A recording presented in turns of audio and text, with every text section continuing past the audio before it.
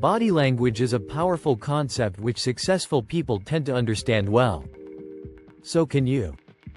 The study and theory of body language has become popular in recent years because psychologists have been able to understand what we say through our bodily gestures and facial expressions, so as to translate our body language, revealing its underlying feelings and attitudes. Body language is also referred to as nonverbal communications, and less commonly, nonvocal communications. The term nonverbal communications tends to be used in a wider sense, and all these terms are somewhat vague.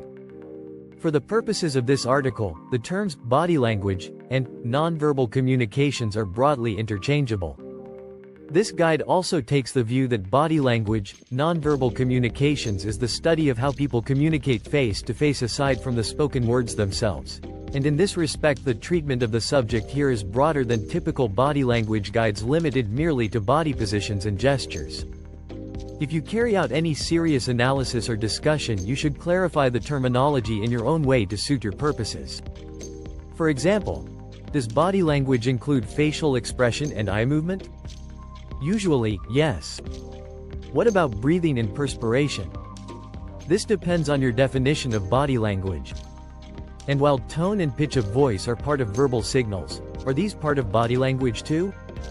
Not normally, but arguably so, especially as you could ignore them if considering only the spoken words and physical gestures, expressions.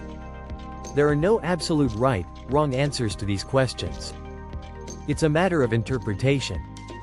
A good reason for broadening the scope of body language is to avoid missing important signals which might not be considered within a narrow definition of body language. Nevertheless, confusion easily arises if definitions and context are not properly established. For example, it is commonly and carelessly quoted that nonverbal communications and/or body language account for up to 93% of the meaning that people take from any human communication. This statistic is actually a distortion based on Albert Mehrabian's research theory, which while itself is something of a cornerstone of body language research, certainly did not make such a sweeping claim.